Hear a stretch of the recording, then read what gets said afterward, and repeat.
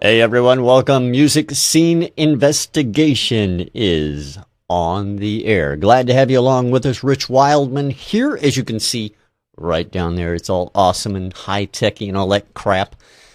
Before I go along here, I forgot to do something. I forgot to shut that off. Now that that's shut off, everything should be happening. All right, glad you're all with us today. Going to be a good show. I predict it'll be a good show. We're going to have fun with it, if nothing else, and certainly hope you do as well. Now, before we get started today, however, I've got it on good authority that our guys and everybody over at Butterflies Radio is going to get back in the saddle again on Twitter Tuesday Live this next a week from this coming Tuesday. So just over a week, the waiting will be over. The new season, I guess, of Twitter Tuesday Live will be back on Butterflies Radio, so you can go to butterfliesradio.com and pick that up there. You can also pick it up on MSI Radio at musicsceneinvestigation.com/radio. Listen to it live every Tuesday night at 8 p.m. Eastern Time. Should be a lot of fun. I'm always in the chat room cracking, I crack wisecracks all the time, but that's my job. All right, now to business. This week on Music Scene Investigation, we got 3 more songs from indie artists we're putting in front of our panel. That means you'll hear their take on it as they hear it the first time. They have no idea what they're going to hear, who it's from, the genre it sits in. They hear it one time, and then we ask them for their opinions and review of it. Generally, they offer technical reviews, and we look forward to hearing what they have to say about it. If you want your song in front of the panel, very easy to do. All you got to do is go to musicsceneinvestigation.com and submit your song there. At the top of the page, you'll see a submit a song link. Just click on it. It's easy to do. Just make sure you follow the outline there on what to submit, how long it is, and so forth. We'd appreciate it if you do. Now then, let's meet our in-house panelists this week on Music Scene Investigation. All the way from New York, it's Mr. Tom Chianti once again. Hey, Tom, how are you, sir? Doing fine. It's a cool, breezy, sunny day in New York, and I went out for a little walk and had some interaction with the outside people, which I try to stay away from, and it went well. Really? You actually went outside? I know. I actually left the studio, went outside. I didn't turn to dust or stone in the sun. And I was able to actually relate to other human beings. Well, now, I'm surprised at that. In fact, that reminds me, I need to talk with you after the broadcast. Remind me to do this, because there's an event going on in New York City in May that I would like to try and get you booked in on. Okay. So maybe we can do that. Now, while we go over and meet Ian Husbands, what I'd like to ask you to do, Tom, is go ahead and stop and restart your video for me. It's frozen up, it looks like. And while he's doing that, let's meet Mr. Ian Husbands all the way across the pond, thousands of miles away over in London, England. Hey, Ian, how are you? I'm good, Rich. How are you? Summer's arrived in England, man. That's what I read someplace, but I think it's short-lived. I've been to the beach this weekend with the kids. We've been for a walk in the woods this weekend with the kids. We've had sunshine. It's not been overly warm, but the sun's shining, not a cloud in the sky. Lovely, lovely weather. Now, I did see a picture you posted over on Twitter of some lovely boats out there someplace in the water. I have no idea where you were, though. I was in Poole in Dorset, sort of southern England. And the boats, it looked like a Picasso painting of some kind. It was very cool. Because some parts of England are actually beautiful, contrary to popular belief. Well, I've heard that everywhere in England is nice. Yeah, some parts. Australian where I live isn't. But yeah, not the Canada kind of nice, but nice anyway. Indeed nice. Talking of nice, Rich, yes. Nice little segue. I just want to give a quick shout out to the ladies and gents over at cupperco.com. They recently convinced me on Twitter to buy some coffee, and I had to try it because it's Marley coffee. You can see a bag here, and it's made by Rowan Marley, Bob Marley's son. And I've got Buffalo Soldier, which is a dark roast, and they also do Lively Up, which is their espresso roast, and One Love, which is their sort of more rich roast blend. But thanks for Tash over at Cup & Co for turning me on to that, and I will be buying some more. Well, absolutely cool. Now, some other nice things we need to get to before we introduce our guest panelist is we need to get to the witness statements from last week. So why don't you fill us in on that, Ian? We do. Well, our song of the week last week was Some by the Getaway Car. It was a great track, actually. Really did enjoy it. And our audience agree with us virtually across the board. Slight difference of opinion on the mix and production of the tracks, but across the board, song 3, Some by Getaway Car, was our audience's choice as well. So they agreed with us again. I don't know, we must be doing something right. Either that or your checks are finally showing up in the mail. We taking the bribes here, Rich?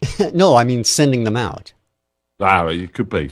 Yeah. So anyway, good to hear that people are actually agreeing with the panel this week or last week. Hopefully they will this week as well. Our guest panelist this week joins us from the southern part of the country down in Tennessee. Lovely state, by the way. He's from MiddleTennesseeMusic.com, Mr. Bret Campbell, better known as Jedi Bret. Hey, Bret, how you doing, man? Hey, how's everybody doing? It's a darn pleasure to be here. I'm really glad you invited me, Rich. Well, we're glad to have you on, man. It's great to have you with us. Now, do me a favor, and before we get too deep into everything, I want to find out more about Middle Tennessee music. So what can you tell me about that? Well, let's see. Mid-10, as we tend to refer to it, was started about 2 years ago by myself and my partner Joshua Smotherman, who had Bunks Multimedia, and I had just taken my studio, Small Barn Sound, live onto the internet and offering a few new services. So we got together and started thinking about things, and could we work together, and we formed Middle Tennessee Music, basically for a way for independent musicians to network with each other and to share their experiences and successes with each other, to empower each other to move forward in their careers. And it's been a really interesting journey. We've branched into a lot of different things and handle all kinds of stuff from website builds to album reviews, PR, and you name it. Just been a lot of fun and met thousands of great people, and just have a blast every day doing something in the independent music community, you know. Now, I know that over at Mid Tennessee Music, you guys are also very heavily into social networking. And I know that from the fact that you're on Twitter. You got Google Plus, which I know you spend an awful lot of time on. So let me ask you, from a Middle Tennessee music perspective, how do you guys utilize social networks in that aspect? Well, you know, Rich, we see a lot of people that believe the hype they hear about social media, and that they constantly post the same thing all over Facebook and Twitter and G Plus and everywhere else they can with exactly the same wording, etc. And we see a lot of people that just post that stuff and then never respond to any comments or anything like that. We do things a little differently. We try to do no auto posting. We like to write every tweet or every post by hand as we do it. And rather than just broadcasting, we've taken the advice of some really smart people like Ariel Hyatt, and we like to talk to folks. I would rather spend an hour and a half talking to one person and getting to know that person than I would to spend that hour and a half just throwing my links out there and hoping somebody clicks on them. The one-on-one interaction is really the main thing that we found is the coolest thing with social media, and the best way that we can get to know what's going on and how we can be of help to other people. Now, you guys also use Google Hangouts quite a bit. You do that for some of your reviews, your listening parties, and things along those lines. How's that working out for you? We don't use Google Hangouts a lot. In fact, we don't use it at all on MSI, but have been considering it. So what tips, basically, how do you use it, and what tips can you give other people for using it? Well, like I tell most people these days, you can shoot me an email, you can send me a telephone call, or you can hit me up on a Google Hangout if you want to get a hold of me. And the best way to do that is a Google Hangout. I've almost always got a G Plus or a Gmail page open, so if you invite me to one, I will get the notification, and if I've got the time to spend with you, I'm there. I don't hear my telephone ring very often. It's normally under a cushion somewhere.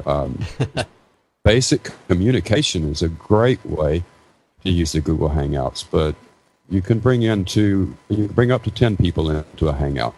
You can do it privately and just keep your Hangout to yourself, or you can use a Hangout on air, which streams live as you do it through YouTube and through Google Plus, and it records to your YouTube channel.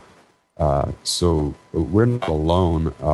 There are lots of people using the live Hangouts on air. You're seeing them show up in newscasts and everything else these days.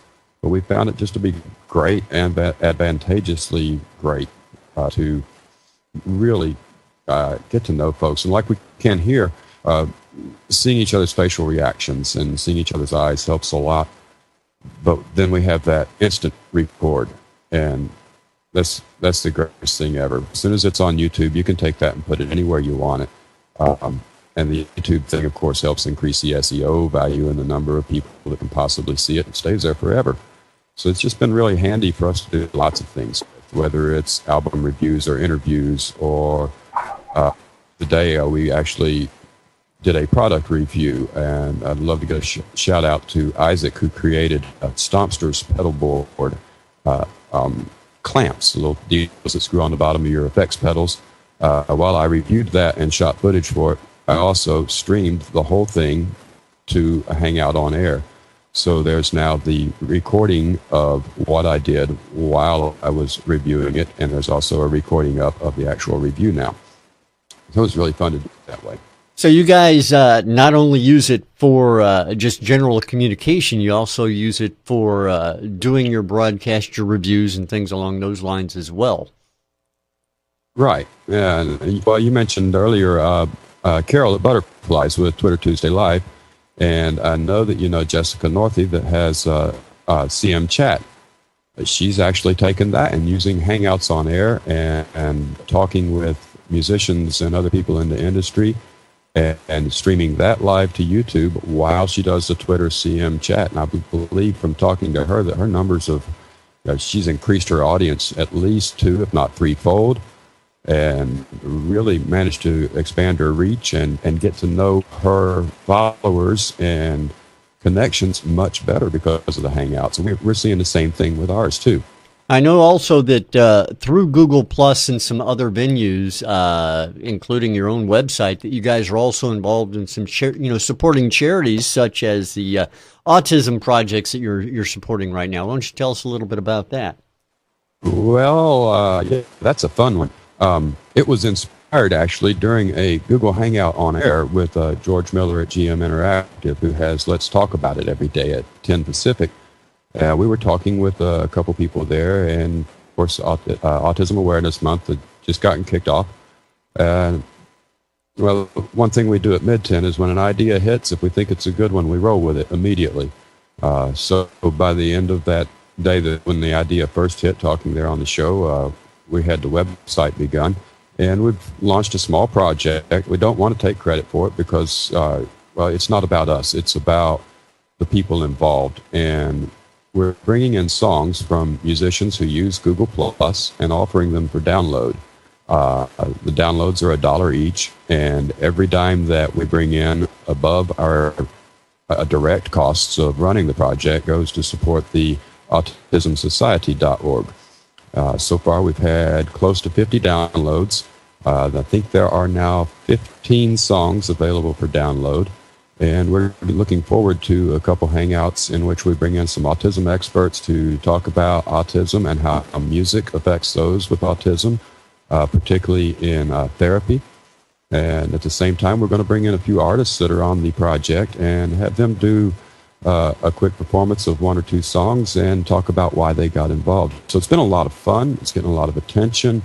And I think it's helping a lot of people on Google Plus to really find a place that they can get involved in something a little bit out of the norm. But charity work is something that we've always done. We've always been involved with high school bands, another autism charity here in Manchester, Tennessee. We work with the Hillsborough Backpacks to feed for school, and just lots of small things like that, because, well, it's the charity of others that have allowed us to do what we do, and we want to give that back. Well, that's a great idea, and I commend you for that. I think that supporting charities like that's very important in this day and age. And so let me go back to your website, to Middle Tennessee Music. You guys are doing a lot there, it sounds like. What have you got coming up? What have you got planned that you can let us in on, so that the people who watch this broadcast, who might want to become involved in that, any of the services you can offer them or anything like that, you might be able to tell them and hook them up with some assistance? Well, sure. Let's see. Right now, the GMAA, as we're calling it, and the hashtag is, the pound sign, GMAA, for the Google Musicians for Autism for Awareness Project. And that's our big one right now. I'm also doing a lot of research on what other people in the industry like to see sent to them. For example, yourself, how would you like to receive music from an independent artist, and ourselves and other folks that we know? We're researching that and what's important in an EPK, and we're getting ready to launch a project for musicians and to allow them to get their electronic press kits out in a very neat and easy to use manner that's a lot cheaper than the other services out there. Our SEO services and WordPress training services have been going gangbusters lately. There have been a lot of changes in SEO, so a lot of people are starting to ask us about the questions about that. WordPress, of course, is growing daily, and the things you can do there are growing daily. We try to stay really on top of that, and we're getting a lot of people calling in with questions about that. As a matter of fact, I had people on the line at 2 o'clock this morning, 2 people at the same time calling me, asking me the same question. So I thought, it's just so many things there. I would say go to midtnmusic.com and hit the services tab, dig through it, see what you can find, because really, to tell the truth, Rich, I can't tell you everything that's offered over there that we can possibly help you out with. Well, fair enough. Fair enough. I tell you, let's see if we can help some people out today. Let's see if we can go through and get some reviews out of some new music that's been sent in to us here at Music Scene Investigation. So if you would, gentlemen, I'd like to go ahead and get the first song going. So if you'll go ahead and take a listen to song number 1 on today's Music Scene Investigation, we'll do the same here for everybody else. Everyone, this is song number 1 on today's Music Scene Investigation.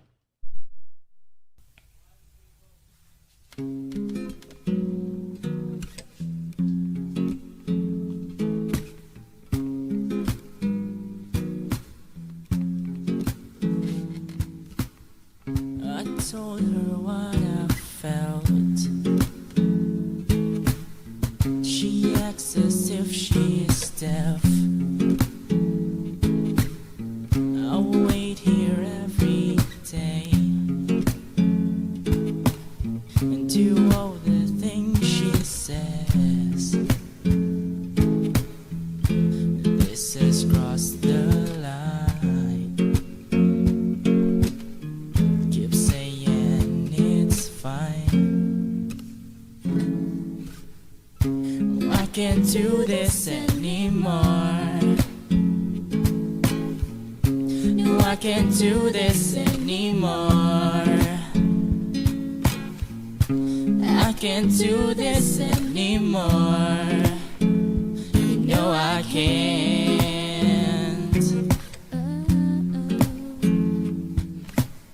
She thinks I'm her ATM, stealing money from a friend. Promised her the moon and stars, but she won't go that far. 'Cause she's obsessed with my best friend.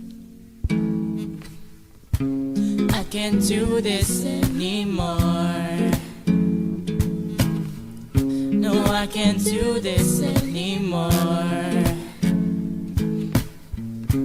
I can't do this anymore. No, I can't.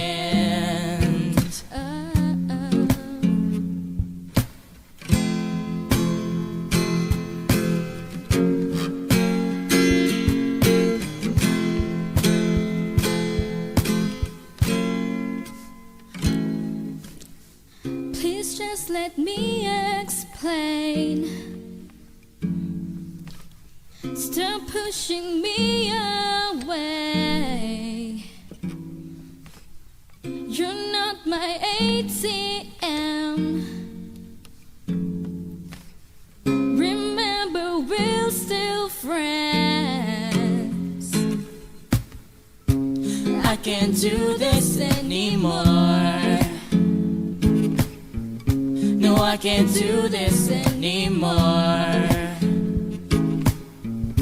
No, I can't do this anymore. You know I can't.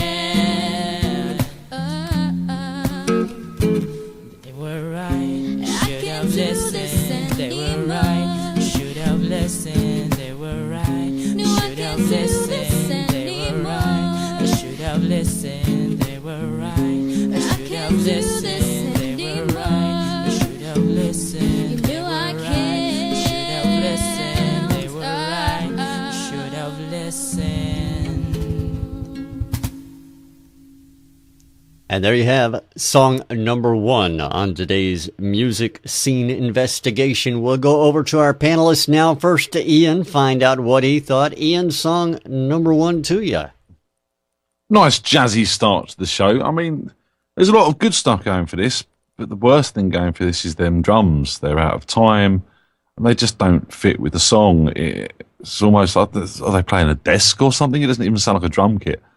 That was my biggest problem with this whole track, is that rhythm track. It's just not working. The guitar playing was nice tone to the acoustic, and played very well. A little bit of a weird transition into that break before the female vocal came in. And I would like to hear more going on there, a bit of a solo or something along that line, just to sort of break up, or even a middle 8 vocal of some kind. I thought the vocals sounded well recorded. Loved the tone of both the male and the female voice, and liked the way the voices were used as well, as in doubling up on the chorus, giving the girl her own verse to kind of explain her part in the story, and then the sort of outro with the counter melodies going on over the top of each other, which was nice as well. So I think from a writing point of view, lyrically strong, there is a good song here. There's a nice arrangement, good vocal arrangement especially, good lyrics. But obviously the track as a whole needs a lot of attention. That rhythm track needs to be tightened right up. Obviously some bass in there, possibly some strings, maybe even a bit of underlying power chords in sort of into that transition to that middle 8, just to give it some sort of difference. I mean, it's a boy meets girl goes wrong type of thing. There's some really nice lines in there about the guy not being her ATM and stuff like that, sort of kept it modern, kept it something people can relate to. I think these guys are working towards something good. It obviously needs re-recording. It obviously needs rearranging from a point of view of instrumentation. It needs some instrumentation. But the biggest problem with this, as it stands, is that drum pattern. All right. Well, I appreciate your thoughts, Ian. And over to Mr. Tom Chianti. Tom, what do you think on track 1?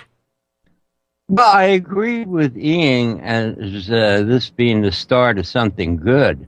I like the style, the jazzy feel. I think the drum Ian was referring to was the guy was hitting the guitar body. It sounded too much for that. Not if he mic'd it down by the bottom.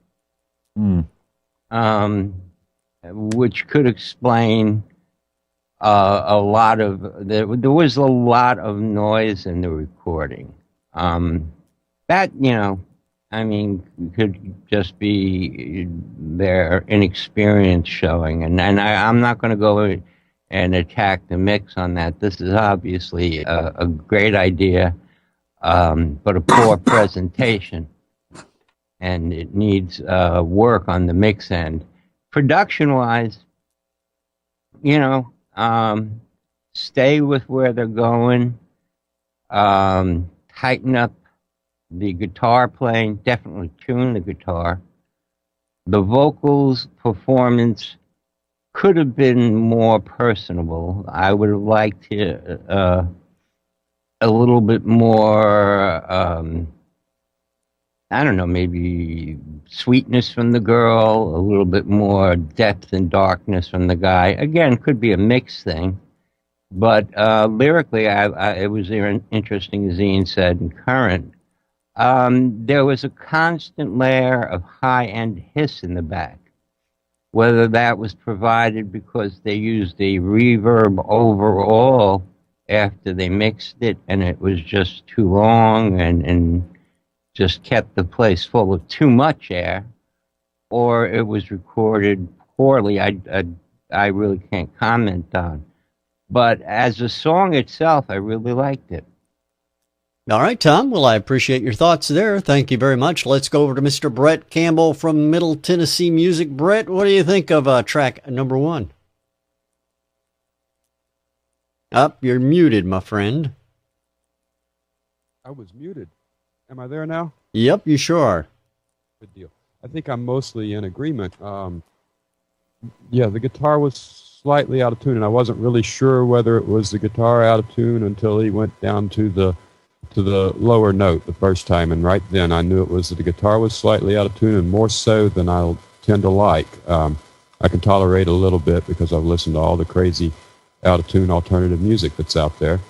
I did like the airiness in the track, but like Tom said, there was too much, and I wasn't sure if I was hearing noise or if I was hearing a constant brush on the snare or something like that.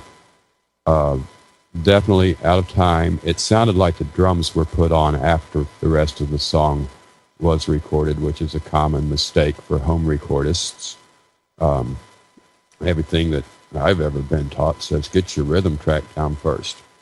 Personally, I didn't care that there wasn't a bass. I do a lot of stuff without a bass myself and listen to a lot of things without bass. The song was good. And, the ATM line, that caught my attention real quick. I like that, too.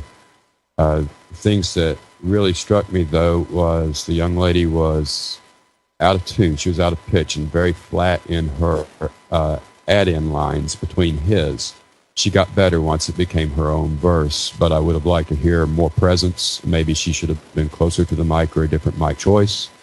And I think, a little something in that break would have been good. Even just a little synthesizer filter or one note going down through an oscillator or something would have helped. Just a little something to let us know, hey, we're going to move into another passage. So I liked this song. I thought it could use some work. One of the first things I ask myself as I'm listening to one is this something I could listen to again? Yeah, I could listen to it again. I think I'd enjoy that. All right. Well, I appreciate it, Bret. Thank you very much. And let us know what you all thought in the chat room. You can go over to our Be a Witness page and file your witness statement. Of course, we'd ask you to wait until after all of the songs have been listened to. But, that's your prerogative, too. You can do them one at a time while they're fresh in your mind, whatever you'd like to do.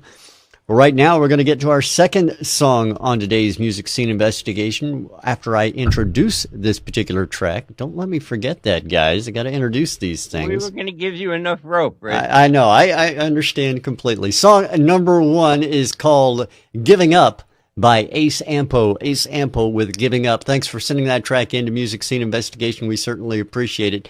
Here is, everyone, track number 2 on today's Music Scene Investigation. Certainly hope you enjoy it as well.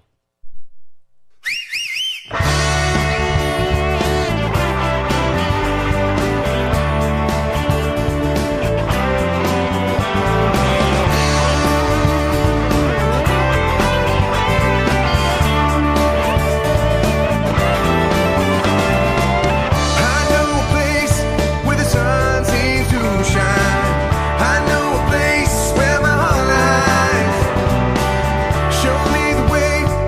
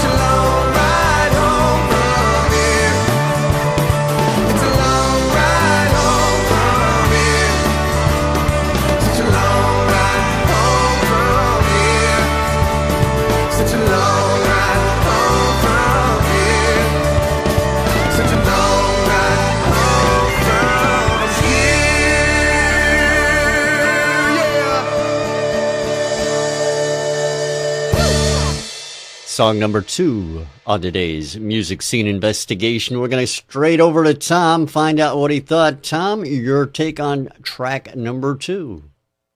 Yeah, it's a nice little catchy tune. Not as strong as I would have liked. The mix is see, Rich, the one thing I like and the universe demands is balance. And the mix was really out of balance. The twangy guitar was dominant throughout the whole mix. It included the acoustic guitar, which I could occasionally hear ring through. There was the vocal performance was good, but unfortunately, this song, what it really suffers from is a really tight mix that needs to be well balanced. It'll help bring the excitement that is there out of the song and make a better presentation to whoever their audience is. I mean, if this band was playing live, they probably could rock the joint. But studio-wise or home recording-wise, the drums were very mono. The kick drum was a little bit overpowering. I liked the bass playing, but the kick drum kept blocking it out. Again, I think this thing suffers mostly from its presentation. It could be cleared up, rebalanced, tightened up. Get rid of lower the jangly guitar and separate that to stereo. Yeah, my main is the backgrounds were in stereo, a little off balance, and the lead vocal had to come up or be cleared up. And I think this thing would have left me with a better feeling and a willingness to listen to it again if all those that I mentioned would have been addressed. It would. It's an album filler at most, and a demo, definitely. All right, Tom. Well, I appreciate that. Thank you very much. Let's go to Ian, to Brett, and find out what he thought. Brett, what is your take on track number 2? Sorry about that. He's muted again. Yeah, he unmuted himself. He just takes a while to come up. Yeah, I actually had to mute for just a moment there. I had bodily function you didn't want to hear.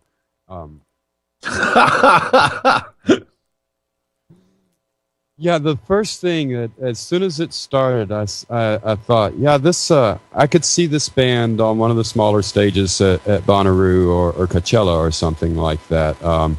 Oh, great, here's another Lynyrd Skynyrd song. Not that there's anything terribly wrong with that. But Tom's pretty well right. There's excitement in the mix, but there's so much excitement in the mix all the time that there's no excitement in the mix. The cymbals caught my attention. I loved the ring of the bell on the cymbal. That was really... Oh, looks like we got a little bandwidth issue there. Really nice. That vocal brought out. And I'd love to hear some high end and really actually heard the vocalist's voice because I think he's got a lot more there than was actually brought out in the mix. And just like Tom said, rebalancing things, writing some faders through the thing. Let's drop some of the guitar parts here and there and bring out the exciting bits at the right moment would help it a lot. I don't think that's one that's going to go onto my playlist to listen to in the car. And that might be because I've listened to 4 or 5 It's a Long Way Home songs this week. So I might have been a little jaded going into it. But that's kind of what caught my attention, the same kind of things that caught Tom's. Great club mix, probably a great stage band. Take that thing back to the studio and spend a couple of hours with it. If you've got good stuff on tape, you should be able to pick some mix with no real problem. All right, Brett. Well, I appreciate that. Thank you so much. And now let's go over to Ian, find out what his take was. Ian, track number 2 to you. Yeah, I mean, the guys have pretty much got it down. My biggest problem with this mix was reverb. Some of it was swimming in reverb, the backing vocals, but that had this real deep reverb on. So did the lead vocal. The lead vocal was up there volume-wise, but it was just washy, and there was no clarity. I couldn't hear the vocals, and it was down to too much reverb. Dry them vocals out a bit, and they'll pop out that mix better without having to be so loud. I mean, the mix has got problems. The drums were muddy. The lead guitars, when they came in, again, swimming in reverb, and there was two of them going at the same time, and they were clashing. And although it's quite obvious these guys can play their instruments, and across the board, I thought performances were really strong. But as Tom mentioned, the bass player, he was grooving, really did like that. But the mix really lends nothing to this track. I think it could be more than just a B-side or an album track, to be honest. I think this is, I mean, it has got that sort of cliche that goes with this kind of music, but I think people want that in this sort of music, and I think people would buy this if it was available, if that mix was balanced out, if there was less reverb all over it. The guy's voice was good, the harmonies were strong. The general arrangement, again, it was cliched, but it works for this kind of track. It's good old-fashioned Americana country, and I still think there's a marketplace for this sort of stuff. You know, your Lynyrd Skynyrd, your Allman Brothers, bands like that. Obviously, influence is in here, but you know, it's still being done on it, and I think this would sell if they sorted that mix out. And it really is a shame because I think it's a great song. All right, Ian, I appreciate that. Thank you so much. The name of this track, everyone, is called Long Ride Home, surprise, by Level 561, Level 561 with Long Ride Home. By the way, Brett, everybody out in the chat room is wondering, did any of that going home music you listen to actually make it home? Yeah, I think there's one or two tracks that have stayed on the Nexus, and they'll probably get played again. One of them was just a vocal and acoustic guitar that I liked a lot. All right. Well, fair enough. Fair enough. So now everybody knows. Also, people out in the chat have been commenting, Brett, that your hair's longer than mine. So, Rich, you and I need to have a chat later on, because in my contract, it says I'm the only one allowed long hair. All right, I'll get my people on that, Ian, and we'll find out what we can do, because obviously Tom and I listened, so, you know. and if Brett comes back, he's going to have it cut. I'm sorry. Ian, you got to put a little more gray on the sides there in the beard. I mean, you know, Rich has done a really good job of copying me, but I'm sorry, man. You just got to. It's called Just for Men. Get the silver edition. Just a little stripe on each side. I've got 2 young kids, mate. It's coming. Don't panic. You'll learn every one of them.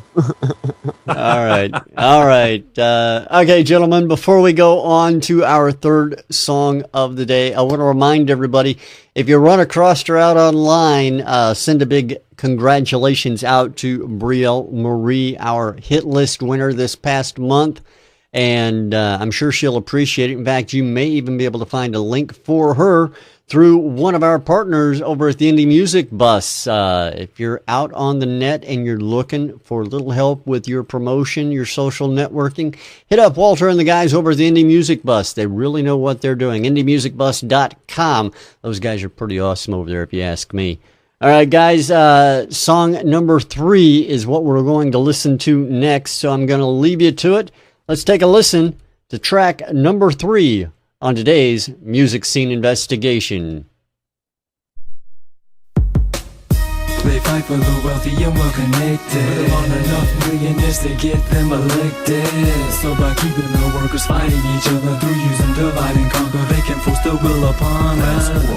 Fanning the flames of our division, and we're too distracted to realize they're winning. If they're keeping the people fighting each other by using divide and conquer, they're forcing the will upon us. Let's begin with the ruling elites of the upper classes and the ways they keep their positions as masters of the masses. They have their own set of laws, don't even live among the public. The connections give them power, and the money buys them justice, setting the rules of society, controlling the resources that we need. The architects of every war, greed fuels the policies. Their investors, our military leaders, and the bankers, the hidden political donors, CEOs, and money changers, controlling every industry, from science to entertainment. They craft your American dream, profit from your attempts to gain it, making a fortune off of the policies and the lifestyle they sell, holding the wealth of entire regions, keeping it for themselves through tax haven subsidies and government contracts. And by looting poor nations they know can't fight back, and cut services to the workers and the poor to pay for it, while convincing the workers to blame each other for the bad fortune, using politics to keep us fighting each other instead of acknowledging the social Darwinists, believing the rich are living dominance like neo-colonists, controlling the world, their true purpose. The ruling classes waging a war to keep us as their servants.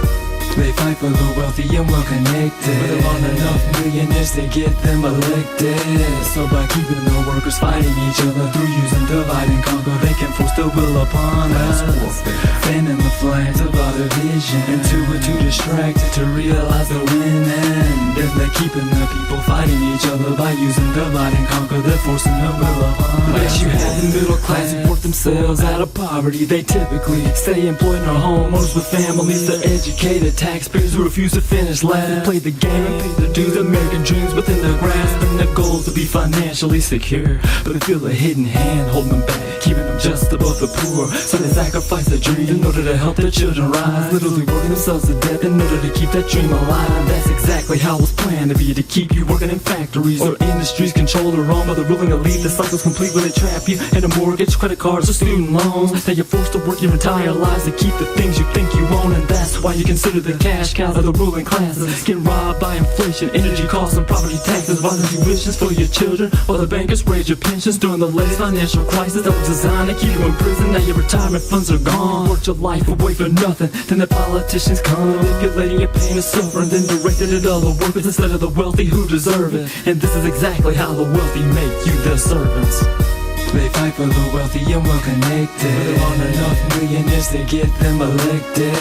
So by keeping the workers fighting each other through using divide and conquer, they can force their will upon us, fanning the flames of our division, until we're too distracted to realize they're winning. If they're keeping the people fighting each other by using divide and conquer, they're forcing their will upon us. This brings us to the lower classes, no disrespect, we're the poor and the ones living check to check, cause the biggest threat to our rulers is an educated and united public. Cause when the masses know the truth, revolutions and the corruption, so their plans to keep us quiet, uninformed and unexcited, instigating petty rivalries so the workers are now divided over religion, race and gender, feeding us lies by the hour, wasting our anger on each other while those cowards stay in power, flooding communities with drugs cause they keep us sedated, then distract us with porn and other forms of entertainment. And the propaganda channels feed us the lies they want us to believe, teaching us to hate the enemy so we'll find the wars of greed. But the media never mentions that our targets are defenseless, or the billions that the wealthy stand to gain from these decisions. Instead they show us a high life until we're more concerned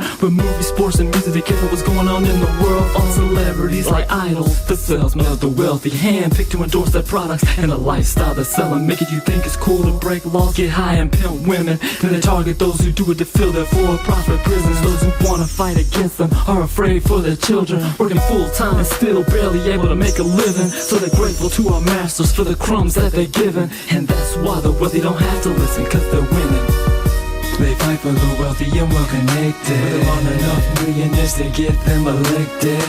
So by keeping the workers fighting each other through using divide and conquer, they can force their will upon us, fanning the flames of our division, until we're too distracted to realize they're winning. If they're keeping the people fighting each other by using divide and conquer, they're forcing their will upon us. They fight for the wealthy and well-connected, but they want enough millionaires to get them elected. So by keeping the workers fighting each other through using divide. And that is song number 3 on today's Music Scene Investigation. We're going to start this round of reviews with our good friend Bret Campbell from over at Middle Tennessee Music. Bret, your thoughts on track number 3? You're going to have to unmute again. He's forgetting that button. I do it all the time. Oh, Rich, did you hit the record button? I did, yes. Okay. All right, Bret, are you there? I think I am. All right, go ahead. I couldn't stand hip hop when it first started up back in the '80s, gaining popularity. You know, Run DMC and all that was cool for a minute, but then it really just got nasty, and I didn't listen to it for years. But when we started doing this review thing on Mid-10, we started getting a lot of it. We even started a site dedicated to hip hop, So over the last 2 or 3 years, I've listened to more than I ever expected I would. And I got to say, I like that track. It was not like what I normally get sent to me. There was movement. There were new sounds brought in through it as it went. There were rearrangements of the beat. Not great rearrangements, but slight and enough to give a little bit of movement to it. And I love the way the guy recorded the vocals. I could understand them, and they were clean, and they were in the front of the mix where they should be. At least in my cans, they were.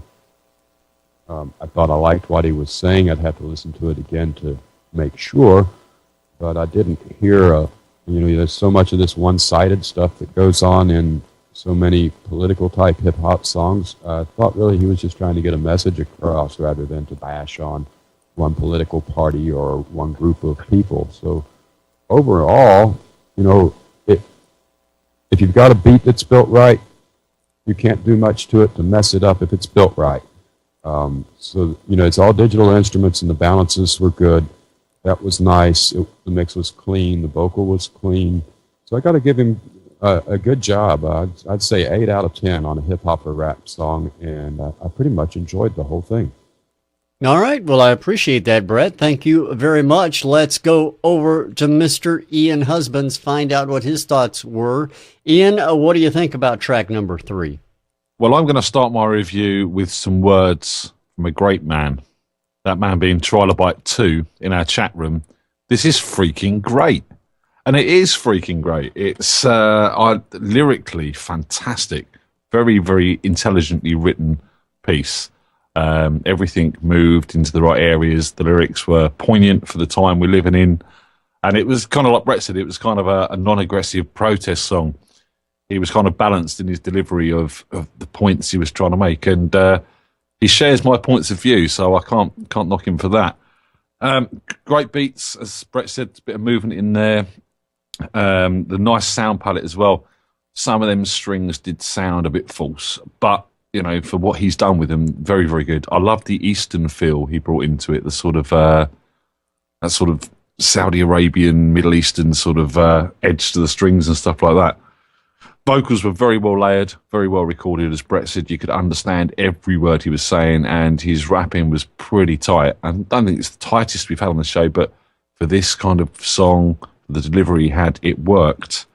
Nice piano sounds in there, and in fact, the whole instrumental was very well arranged. I did feel it needed a break somewhere. It's a long track, running nearly 5 minutes, and I just wanted to take a breather for a couple of bars, and then get back into listening to what he was saying. So just a little instrumental break in there would have done great for me. It's got a fade out, but I'm not going to knock that for this song. It was dirty, it was sleazy, but it was also kind of laid back and chilled at the same time, and I kind of like that. I do really, really like this track. All right, Ian, I appreciate that. Thank you so much. Now over to Mr. Tom Chianti. Tom, what is your take on track number 3? We don't have another panelist, so I can keep thinking, do we? No, I'm sorry, you're it. Unless, of course, you want my opinion. I never want you. Yeah, I never want your opinion. All right, I'm out of it then.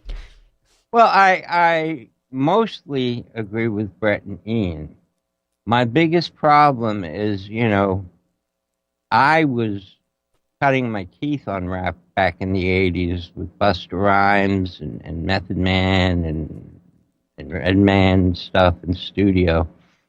And this has all the influence of early rap with the good beat and the interesting sounds and samples and stuff. The mix is warm, which is okay. It's a personal thing. Having the the ride cymbal constantly playing in the lower right-hand side, if I'm correct, seemed to be a little distracting at times. It's a ride cymbal. It's supposed to be up in the left or right-hand side of the mix, out of the way, and where you're used to hearing high-end noises, and it doesn't really distract you as some part of noise. As far as it's a good presentation. It's long, and as Ian said, a break would have been really good. There was an awful lot that the gentleman had to say, and he got everything in there, but it was too much information to process at once without a break yeah, I like it. No, don't get me wrong. I think it's well done. But as for rap music, it's different, which is good. Sounds a little bit like preachy, but he's not saying anything offensive or anything that we don't think at some time or another ourselves. I just think that it needed lyrically more space. It sounded like, hit the bell and start rapping in time and as fast as you can. There really was no dynamic change between the main rap and the backgrounds and the chorus. The hook wasn't really well established. Again, it's all well done. These are production points that, whoever produces and mixes the tracks makes decisions. And they're all artistic choices, so I really don't think they can be bad or good. They're just choices. I wish different choices would have been made that would have really made me appreciate this presentation better.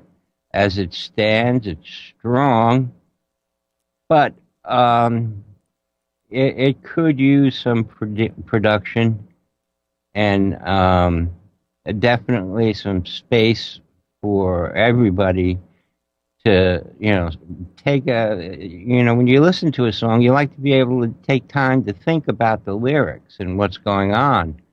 And this gives you, it's just nonstop. It's Muhammad Ali, bing, bang, boom, bam, boom. And if that's his style, fine, people will either like it or not. Overall, I like it. I think it should be shorter, lyrical breaks, and a better hook with more dynamics. All right, Tom. Well, I appreciate that. Thank you so much. The name of that track for everyone is called Class Warfare by Raushan. Raushan with Class Warfare. Thanks for sending that into Music Scene Investigation. All right, gentlemen, the task lies before you to select a song of the week. So I'm going to let you guys discuss it and make your thoughts known, make your vote known as well. So everybody out in the chat room, if you want to get your word in on this, go over to the witness page, file your witness statement, let us know what you think as well, and we'll bring the results to you for that next week. And let's find out what our panelist has to say right now. Okay, guys, I'll leave it to you. I think we should let Brett go first, seeing as it's his first show with us. Oh, great. Thanks. It's all right. That's what I'm here for. Come on, Brett. Live free or die. Don't throw me in the briar patch. Wow. I'm torn. On the second, the dynamics and the mix were so flat and whatnot. I got to can it immediately. And that leaves me torn between a very simple, underproduced, but enjoyable song and a rap song. And the rap is generally my least favorite genre. I'm going to choose the rap song because I really liked it. Just overall, the lyric was, it was intelligent. And that's just kind of the mood I'm in today. Tomorrow that could change. I might put in a different vote later on. Did you sleep at a Holiday Inn last night? I'm up on the couch, and it's a really uncomfortable couch. All right, so there is one for Class Warfare by Raushan. Tom and Ian? Ian? Go on, Tom. No, I always go when you say go on, Tom. Go on, then. You always go. You're going now. Well, all things taken in consideration, song number 1 is the strongest song, I think. Song number 2 is a good song, and like song number 1, fails in the presentation. The rap song, and I have to give credit to a lot of the people who submit rap songs. They have been consistently among the better mixed and best produced that we receive. And it shows a lot of thought goes into them, and I appreciate that. And it makes me think a lot. And song number 3 made me think a lot, but it tired me out.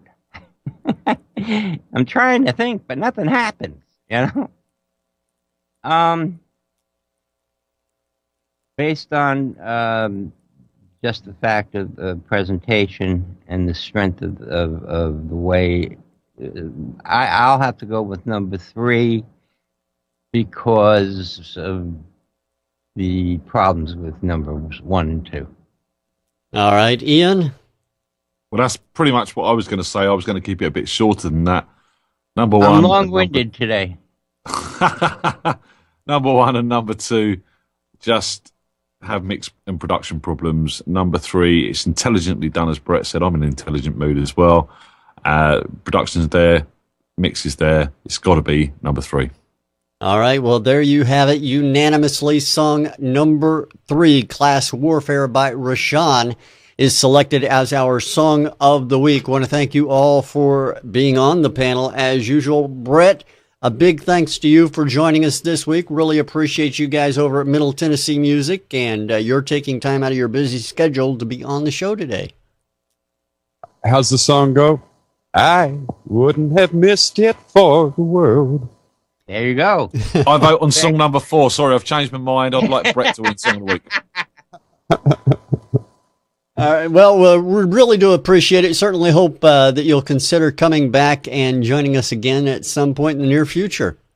Oh, gosh, anytime. And I wonder if I could take just a half a moment and say how the guys at Indie and you already mentioned the Music Bus, so, you know, we got those guys, and love to say hi to Tom Jeffries and all the folks for sure at Indie Connect, Benny Rivas and Diane up in New York. You guys are all great friends, and I appreciate you, and Middle Tennessee Music appreciate you. We appreciate it, Brett. Thanks again, and want to thank everybody out there in the chat room for joining us this week. Really appreciate it. We'll be here again next week doing 3 brand new songs. And we certainly hope you'll join us then. But right now, I'm going to throw it to Ian so he can tell you who's going to be on the guest panel chair next week. Ian? I was just typing in the chat room, man. You've caught me with my pants down. No. It's the lovely Tom's gonna enjoy this. It's the lovely one and only Andrea Bensmiller from Live to Play Network. Great person, great ears, great musician. Oh, there you have it. Great all around. Great show today, guys. Thank you very much. We're going to play out with Class Warfare by Raushan, our Song of the Week, this week on Music Scene Investigation. Thanks for being with us, everybody. We'll see you again next week right here on Music Scene Investigation. Bye. Bye. They fight for the wealthy and well-connected, but there aren't enough millionaires to get them elected. So by keeping the workers fighting each other through using divide and conquer, they can force their will upon us. Fanning the flames of our division, and to distract to realize they're winning. Then they're keeping the people fighting each other by using divide and conquer, they're forcing their will upon us. Let's begin with the ruling elites of the upper classes and the ways they keep their positions as masters of the masses. They have their own set of laws, don't even live among the public. The connections give them power, and the money buys injustice, setting the rules of society, controlling the resources that we need. The architects of every war, greed fuels the policy. Their investors, our military leaders, and the bankers, the hidden political donors, CEOs, and money changers, controlling every industry from science to entertainment. They craft your American dream, profit from your attempts to gain it, making a fortune margin off of their policies and the lifestyle they sell, holding the wealth of entire regions, keeping it for themselves through tax haven subsidies and government contracts. And by looting poor nations they know can't fight back, then cut services to the workers and the poor to pay for it, while convincing the workers to blame each other for their bad fortune, using politics to keep us fighting each other instead of acknowledging the social Darwinists, believing the rich should live in dominance like neo-colonists, controlling the world, their true purpose. The ruling classes waging a war to keep us as their servants. They fight for the wealthy and well-connected, but they want enough millionaires to get them elected. So by keeping the workers fighting each other through using divide and conquer, they can force their will upon us, fanning the flames of our division, into it to distract it, to realize they're winning. Then they're keeping the people fighting each other by using divide and conquer, they're forcing their will upon us. Next you have the middle class who work themselves out of poverty. They typically stay employed in their homes with families. They're educated taxpayers who refuse to finish last, play the game and pay the dues. American dreams within their grasp, and their goals to be financially secure, but they feel a hidden hand holding them back, keeping them just above the poor. So they sacrifice their dreams in order to help their children rise, literally working themselves to death in order to keep that dream alive. And that's exactly how it's planned to be, to keep you working in factories or industries controlled or owned by the ruling elite. The cycle's complete where they trap you in a mortgage, credit cards, or student loans. Now you're forced to work your entire lives to keep the things you think you own, and that's why you consider the cash cows of the ruling classes getting robbed by inflation, energy costs, and property taxes, rising tuitions for your children, while the bankers raise your pensions during the latest financial crisis that was designed to keep you in prison. Now your retirement funds are gone, worked your life away for nothing. Then the politicians come, manipulating your pain and suffering, then directed at other workers instead of the wealthy who deserve it. And this is exactly how the wealthy make you their servants. They fight for the wealthy and well-connected, but they want enough millionaires to get them elected. So by keeping the workers fighting each other through using divide and conquer, they can force their will upon us, fanning the flames of our division, into it to distract it, to realize they're winning.